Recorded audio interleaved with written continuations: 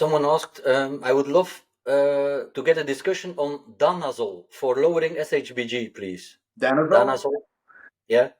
So sadly we don't have Proviron in the United States, which I think is a phenomenal medication that would do wonders for guys with chronically elevated SHBG. You got to understand, SHBG being high is not something you need to get on and crush right out of the gate, because that is a missed opportunity to potentially diagnose a more serious underlying issue.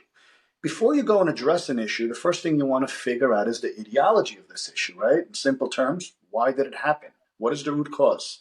So when you're able to diagnose the root cause of something, it is then okay to go ahead and treat the root cause. Because if we crush the sign or the symptom, but we don't treat the reason, it's not only going to just come back, but that reason that's causing symptom A may cause symptoms B and C, and you may not be privy to that until it's too late.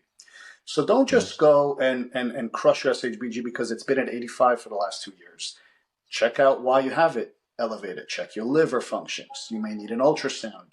Check out other metabolic conditions. Check genetics, right? Does your dad and your brother have elevated SHBG? Maybe that's just your number. Same thing goes for PSA.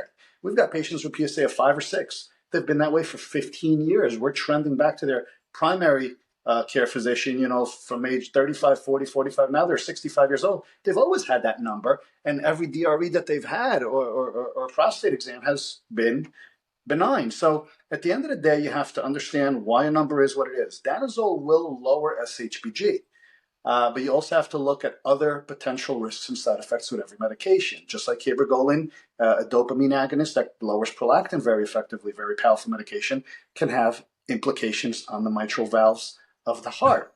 So guys like to just look at the indication of a medication and what it's used for. They don't like to look at the black box warnings and say, well, what is it going to do to me otherwise? There's much more efficient ways, especially for guys on TRT, to lower SHBG if in fact it is not due to an underlying cause that is missed, without using pharmacological agents to do the job. So there's dietary issues that could be addressed. There are herbal and over-the-counter supplements that could be utilized. And then there is frequency and dosing changes that could be done within their protocols in order to optimize their SHBG levels. Now, let me go back to the previous question, 2 questions ago, and reiterate, this is why I don't like the word cheap, because you're not going to get this type of stuff from a cheap provider.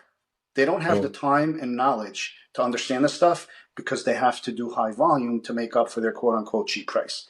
So if you really need individual attention and support, seek out somebody who understands it and then put a value on what it is that you're receiving for the service. SHBG is a very, very important key metric that we use, and I encourage all providers to use when managing guys on TRT. It's a fine balance between too high, too low, and how to keep it there. It's an ever-changing protein that you kind of have to, keep an eye on. Check out my TRT workout split or the ebook The Ultimate Guide to TRT Cream. Links to the merchandise shop in the description.